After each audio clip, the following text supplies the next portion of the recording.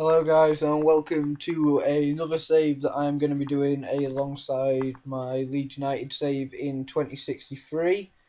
I am taking a break from that save as I'm getting quite a lot of bullshit thrown at me by FM on that save at the minute, so I wanted another save to kind of relieve me from the stress of that save. And I've actually tried to record this a previous 3 times and managed to lose the recordings every single time.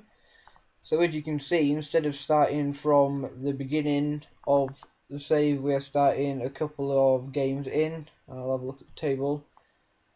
We are starting at maybe 8 games in, and as you can see, six wins, 2 draws, no losses. So it's been a very good start and 5 points ahead of third place Baltica Kaliningrad, who are pretty shit in real life actually.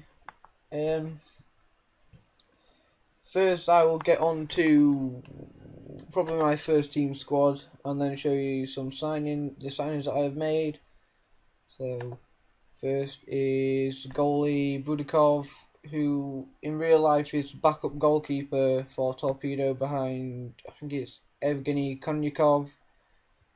But he's a pretty solid keeper.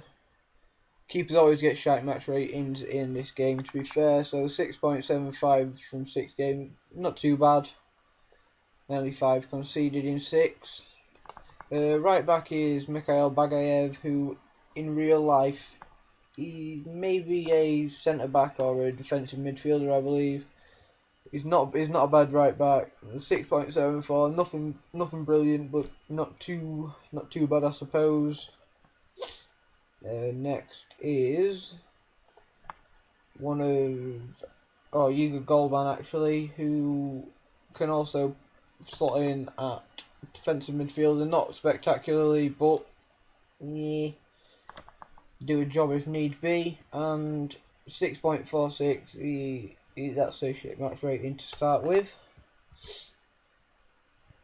Next is Dmitry Aridov, who is a very solid player in real life and one player that I really like. 6.89 from your centre back. Can't really complain about that. Not too shabby. Next is Lucas Teshek,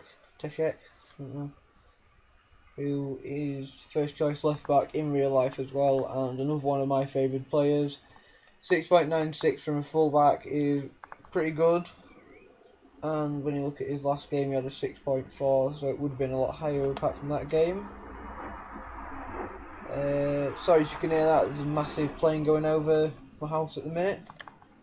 Next is Yuri Kulishov, and he's an alright player in real life, nothing spectacular. And you can see there, reflected in his average match rating. Oleg Vlasov, who I want to sell, but I can't sell, purely because of the fact that he has left Torpedo in real life. An alright match rating, but it should be doing a lot better when you look at he's got a 9.5 in one of them games as well. So Rock Strauss signed him purely because of his name. That greasy jippy hair, Jippo. 6.98, not got in the team that much, as in the Russian First Division you are only allowed 3 non-Russian players in the first 11 at one time. And my ones are normally Mikuchkic, Teshak, and Nimley.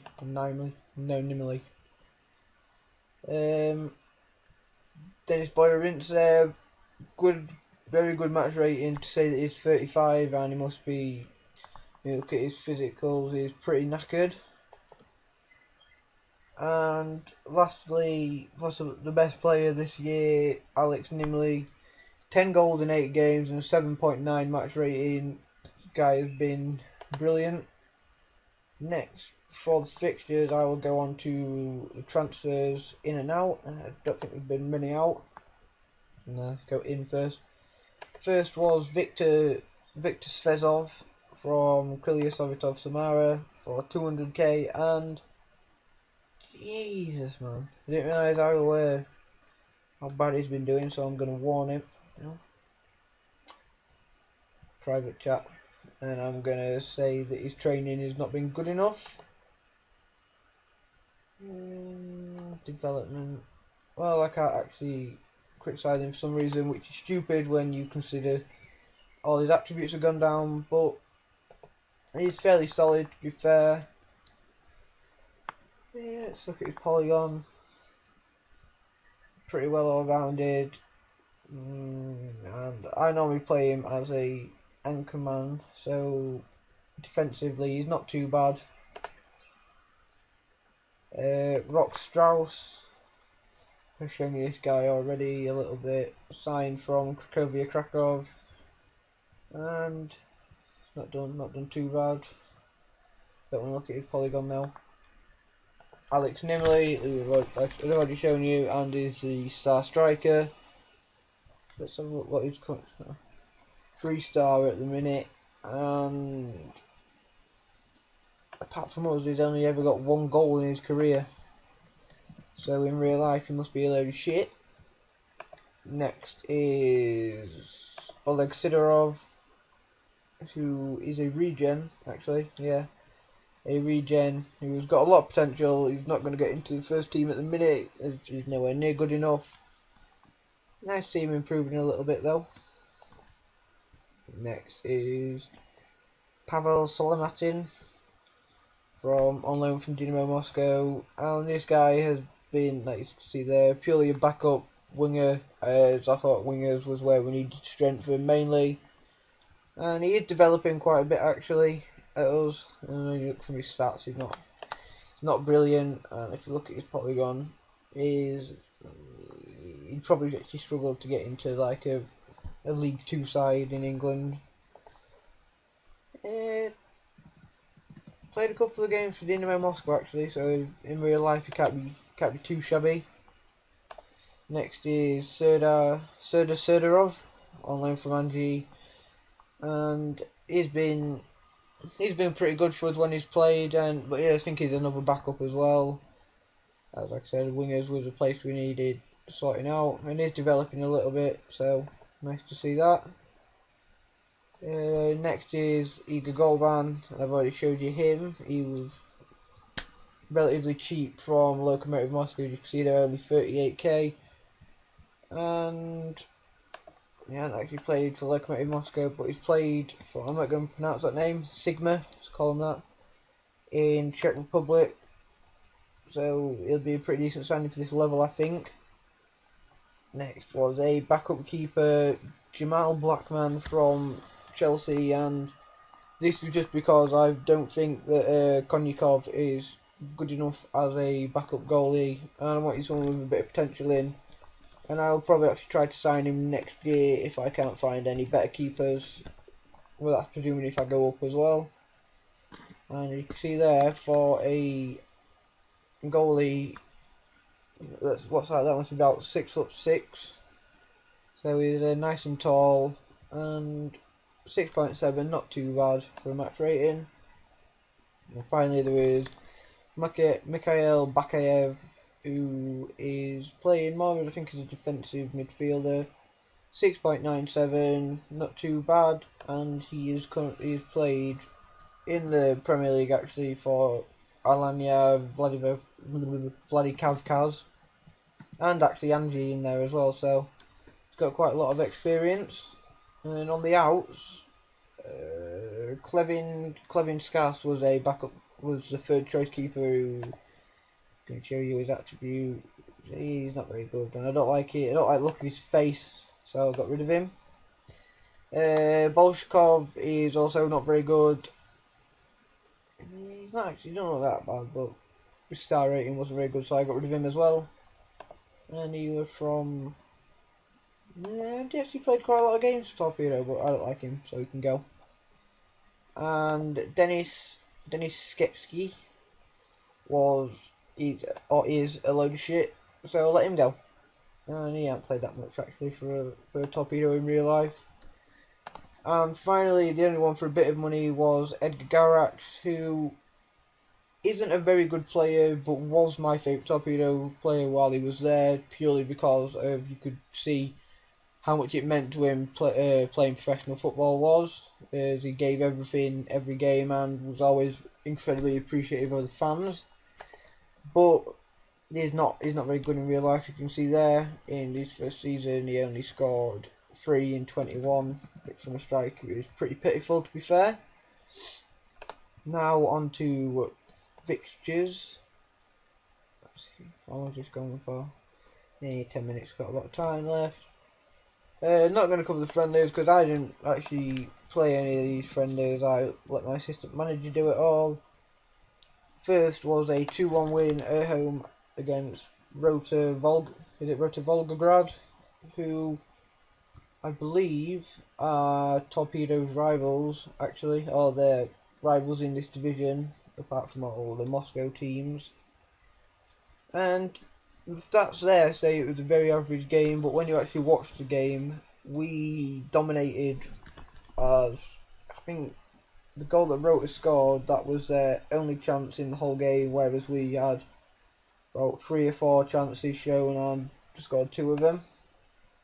Next was a 3-0 draw against Yenisei Krasnoyarsk, who are an average side, I actually reckon. I'm not too sure though, and we'll be able to see when my laptop actually loads. And you see we went 1-0 down, 1-0, 2-1, 3-1, and then pulled it back within the space of 2 minutes after Nimli's goal.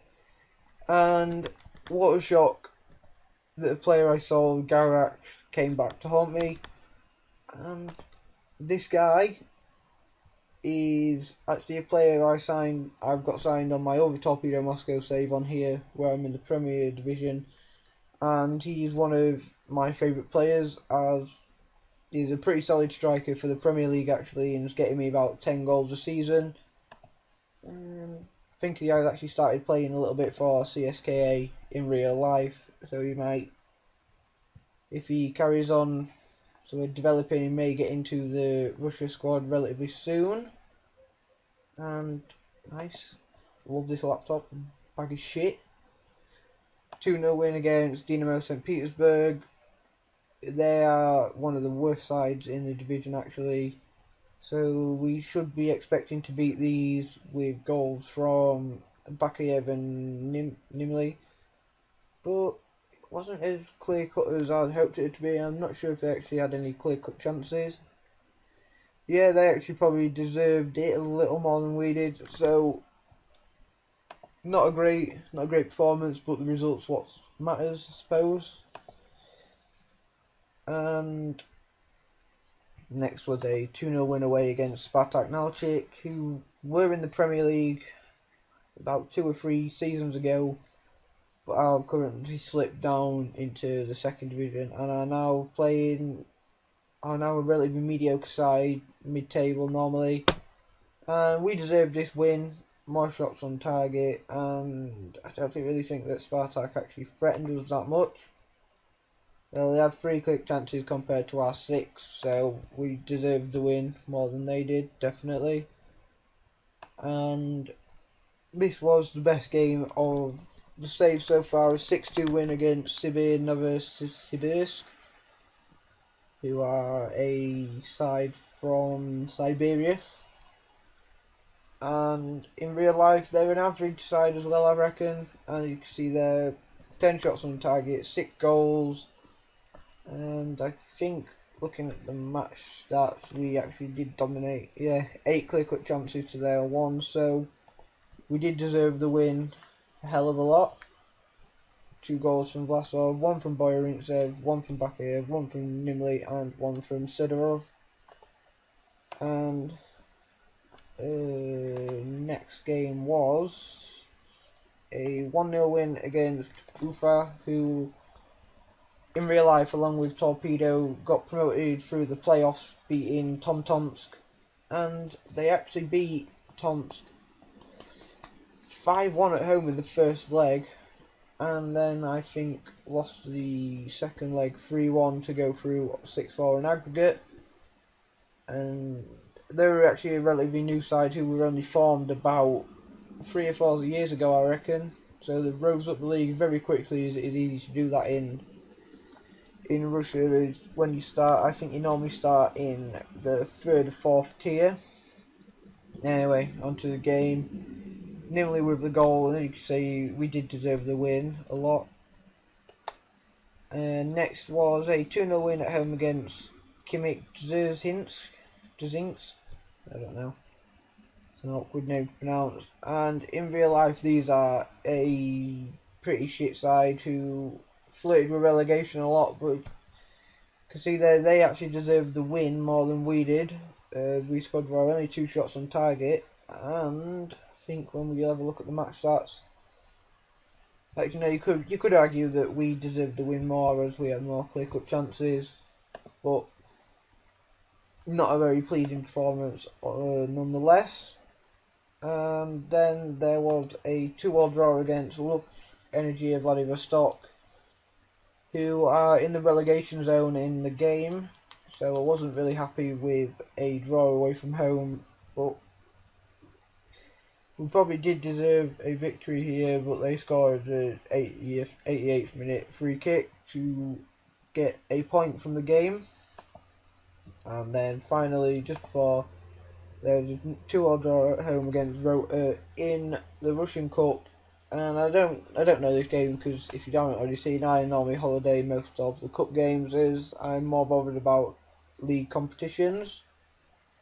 And 16 minutes, so I think I will show you the league tables I've got loaded up.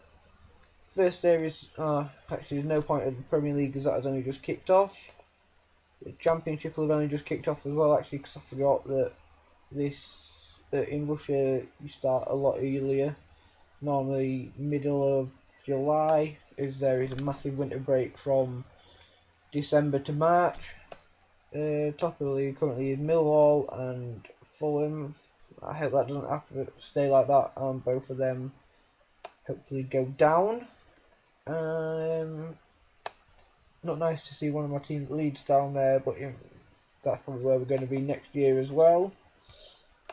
You can have a look at the table if there's anyone that really tickles your fancy. League One. Barnsley and Orient at the top. Hope Orient go up, but I hope Barnsley don't. And nice to see Scunny up there. 7 points from 3 games. Pretty good return. But I must say, with the database I've got downloaded, I am not happy that Scunny only have 1,750 season ticket holders, as in real life we probably have actually about 3,000. So whoever made this, you need to sort that out. Although it is an obscure detail for most people, actually. Like I said, if there's anyone you want to have a look at, you can. I don't know why Coventry are a -10 as they're not going to be on that next year. Next is League 2, and at the top, Bury, Stevenage, Cambridge. And there you go if you want to have another look. Although next year Portsmouth aren't going to be towards the bottom of the league either. Skrill Premier. Hope Grimsby don't go up. There you go. Nice to see Lincoln doing as shit as what they are. This should be in real life as well. Skrill North. Gainsborough at the top, that shouldn't happen. Chester are now actually in the Blue Square Premier as they got a reprieve as Hereford went bust, or not went bust, but were expelled from the conference for not paying their debts, if you haven't heard about that. And I'm not going to go into the Blue Square South as I don't give a shit about that league whatsoever. Poland I have loaded up just for Nick on this channel. Fuck's sake. Well done, Gdansk. Another one of the teams that I like at the bottom. Zagreb, pretty average. Cracovia shouldn't be that high up. Slonsk shouldn't be that high up either. And Vidzu need to go down as well. Polish First Division, if anyone cares about this, although I doubt you will. The only one I like in here is Arca, so hope they are near the top of the table. And I don't mind Belchatov, but I prefer Arca to them. Finally, Russia's Premier Division, CSKA, Zenit, and Lokomotiv at the top, as you would probably expect. Spartak and Dinamo to be a bit higher up, but apart from that, it is a pretty good representation. And I don't know if you had a look at the first division when I showed you the table earlier, but here it is. Me and Gazovic at the top, and Baltica and Mordovia occupying the playoff positions. And in the relegation zone, Sibir, Dynamo St. Petersburg and Salyut Belgorod, who them and Alanya Vladikavkaz actually went bust in the middle of this season, just gone, and withdrew from the Russian First Division, meaning that there was only actually 17 teams in it after the winter break. And that's about it. 21 minutes. This video has almost gone on for long enough, and I can't think of anything else to show you guys. So this will actually probably be my last, well, this will definitely be my last video before I go on holiday tomorrow, which will be a Friday the 13th. Actually, an unlucky day.